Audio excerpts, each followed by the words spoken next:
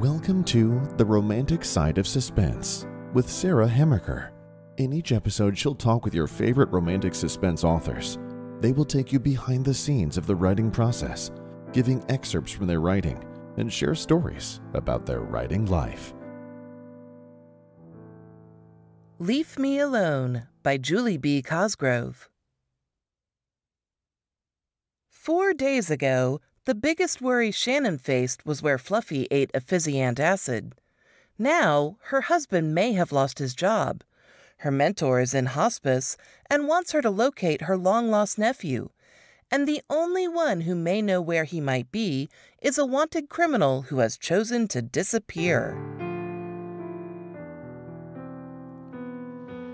Hi, and welcome to The Romantic Side of Suspense. I'm your host, Sarah Hamaker, and I'm so glad you joined me. Today I'm talking with Julie Cosgrove. She is an award-winning Christian author of 15 novels, and she's going to be writing 5 more over the next 3 years at least. Her new one out in February is Leave Me Alone, is part of a trilogy, and she's going to talk about that a little bit later. But welcome to my show, Julie. Thank you, Sarah. I really appreciate you having me on tonight, or today, or whenever somebody's whatever listening. day it is. I know. I'm always like, when is it? What time is it? And as authors, sometimes, or writers, sometimes we do get lost in our world, and sometimes I find that resurfacing to like go cook dinner or something can be rather hard. Kind of pull me out of where I was, and I'm like, oh, what? Well, who are you? Oh, you're not a character in my head. You're like a real person. I better go talk to you. Do you ever find yourself getting really kind of sucked into your writing, that you have a hard time with that kind of re-entry into real life? I really do, and I live alone, so I don't really have anybody answering me. I don't have anybody tugging on me and going, "Mommy," or husband pacing in the background because his stomach is growling. So, I really can get kind of in the zone, and because I work full time, I have to plan my writing time, and to where my friends and family know when I say, hey, I'm calling a pajama day, that means I'm hitting the computer at 7 o'clock, and I may surface again at 8 o'clock at night and go, oh. So unless somebody's bleeding or, in major crisis or whatever, leave me alone. Yeah. Yeah. I'm writing.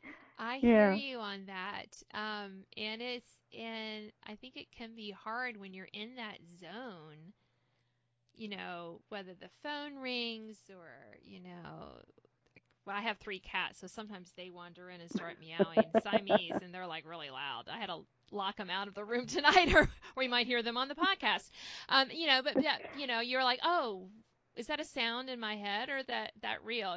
Because we just really get into our characters and into our writing, which for me is part of the fun of writing, kind of that disappearing into the world we're creating.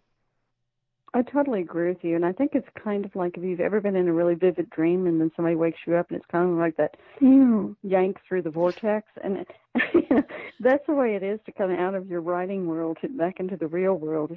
It's almost surreal for a moment. For a split second, it's kind of like, what? And if you're writing, our genre being romantic suspense, sometimes I almost give myself a jump scare. I'm writing something really kind of intense, and the scene, the hair, whatever it is, because we put our heroes and heroines into some pretty sticky situations and very tension filled, trying to build that tension. And I've had one of my cats jump on me, and I've been like, oh, I'm screaming in the room, all right, nobody's home, so nobody's saying, Mom, what are you doing? That kind of thing. So, do you ever find yourself kind of scaring yourself when you're writing? No, not really. Just me, huh? I do find myself kind of sniffling and grappling a Kleenex in some Okay, things. yeah, good. Saying, I hope my readers are weeping too. They read this. I know, it's but, so funny. But for me, it's a puzzle. It's almost like a jigsaw puzzle. I'm what they call a pantser, which means I really just kind of write. I have a basic plot in my head, and I kind of know my characters, but I just sit down and just go. And so it's always interesting. It's like putting together a jigsaw puzzle. I'm like, wow, this piece is sitting in here. Oh, hooray! Yes, I did that right. Let's keep going. So for me, it's more exciting. Yeah, I don't know. I agree, Julie. I'm kind of the same way, and I'm just finishing edits on a book, and I was like, oh yeah, that was good of me. I'm glad I have these all things come together. I did that. I'm always surprised at myself. I'm like, I mean, sometimes I have to go back and add a few more breadcrumbs in it, but sometimes I'm like, I don't consciously think, oh, well, this person is doing this in chapter 4, and then it doesn't come to fruition. You don't see why until chapter 20, and I'm like, oh yeah, that's why they did that. Sometimes I don't consciously know. I don't know how. The brain is amazing. It does all kinds of amazing things. So, yeah. But when you're a suspense writer, sometimes I'm like, ooh, I'm really that puzzle. Wow, that's really kind of interesting, kind of thing. So yeah. How do I get this character out of this box now? Yeah. Exactly. So all our readers out there, sometimes we don't always know where the story's going. Right? Sometimes the story surprises me. Characters talk and they go in a different direction. And then you think, wow, okay, where are we headed now? Yeah. Let's go. Yes, yeah. But in a fun way. Fun part. It is the fun part. Yeah. Now, we were talking a little bit before we started recording about, how to be a writer, and so if you're out there, listeners, and you are interested, maybe you thought, oh, I want to write a book, or you feel like, maybe you are called to write. We have a few more minutes left in our show today. So let's talk about how to become a writer. I know what I would give my number one advice. So let me hear what your number one advice is. Let's see if maybe it's the same thing. The number one thing you could tell someone who says, hey, I want to write a book. What do you say, Julie? I say there's two things. One is do it.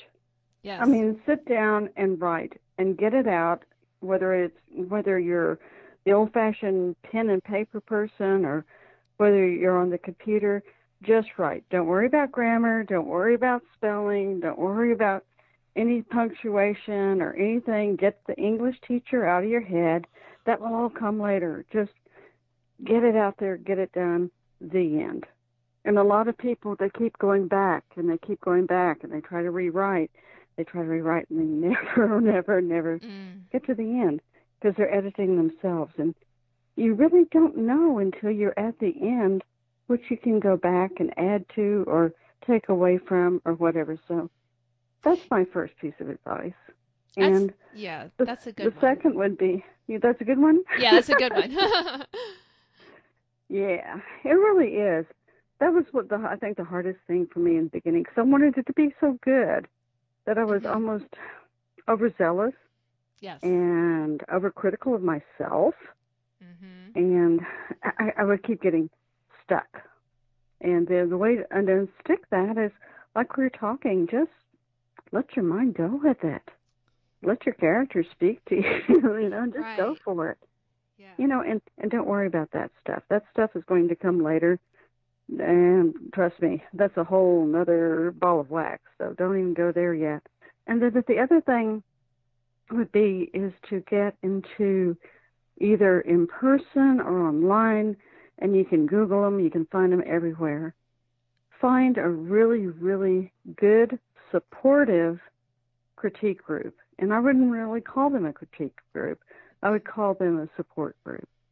People where you can share your stories back and forth, where you can brainstorm, where people can find weaknesses in your talent, and you can find strengths in theirs, and you feel free to share that back and forth.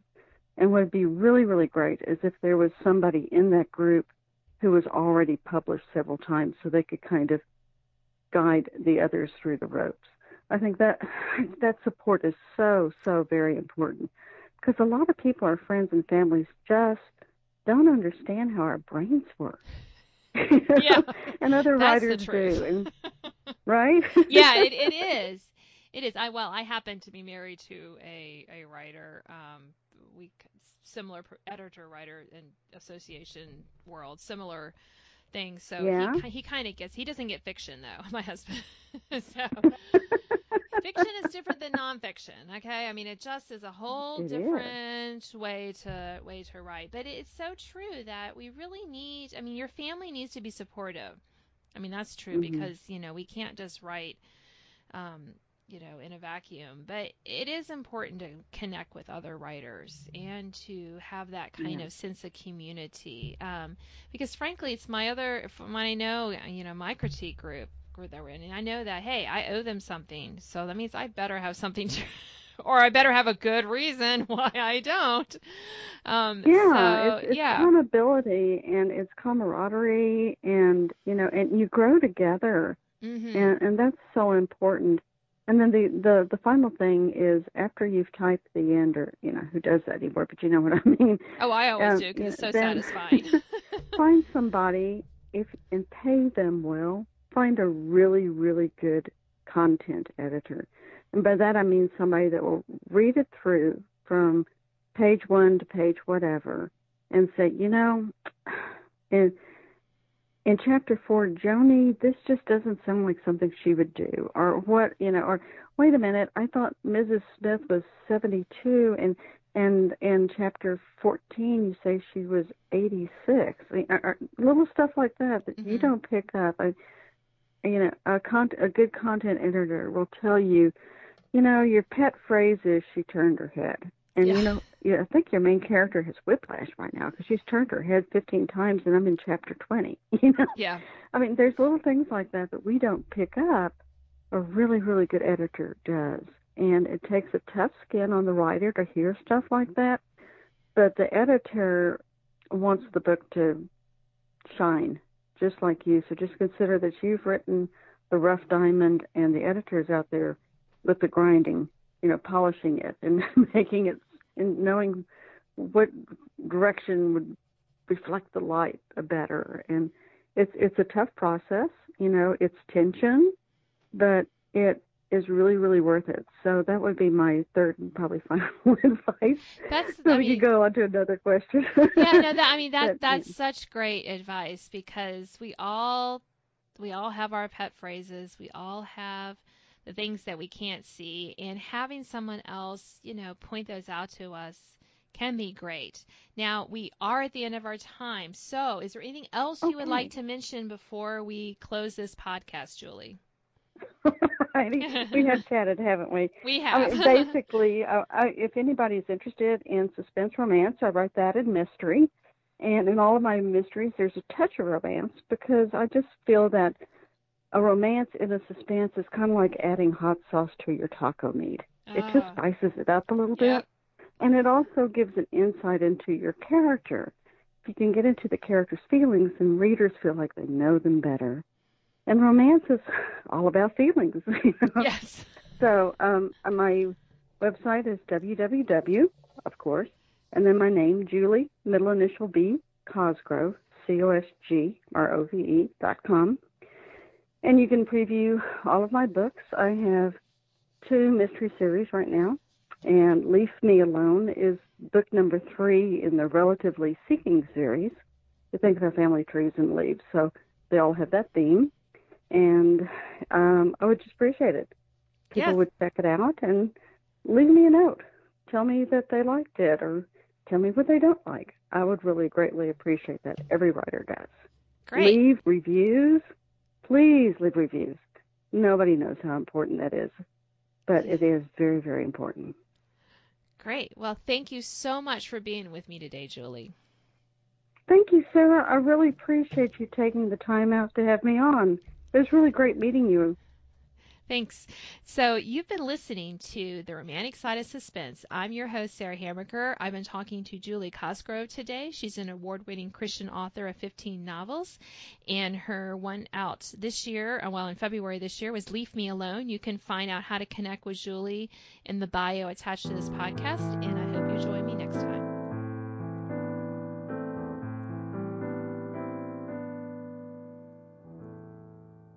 Now an excerpt from Leave Me Alone by Julie B. Cosgrove. Hey, Shan, what if we do locate him? Jessica cocked her head to the side. Jaden unloads tomorrow in Orlando, picks up a short run to Tallahassee, and then has 2 days before he has a haul for Jackson, Mississippi. Maybe he could track Manny down and speak with him. If he's still alive and living in Florida, that is. I hope he's not in the pen. Jessica's eyes rounded. Right, Shannon nodded. Or in a potter's field. They still execute in Florida. But this morning I found a website listing all the prisoners executed since 1972, and he wasn't listed. If Jaden only has a few days, we need to find something tonight. Bailey ducked her head back to the screen in front of her. Jessica and Shannon did as well. After a half hour, Jessica gasped again. Found some more. What is it? You can stop searching prison records. It took a while, but I found it.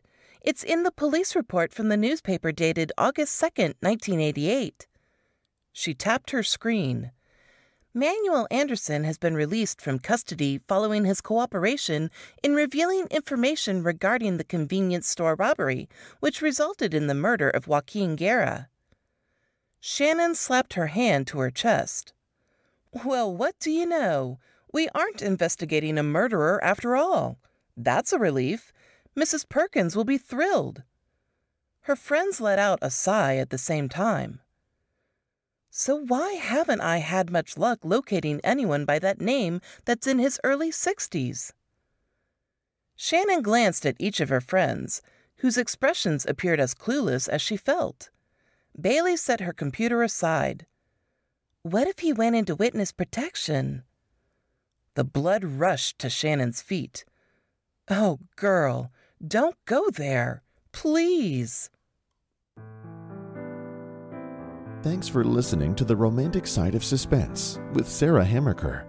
If you enjoyed this episode, please leave a review. You can sign up to receive notifications of upcoming podcasts and listen to previous editions at sarahhamakerfiction.com.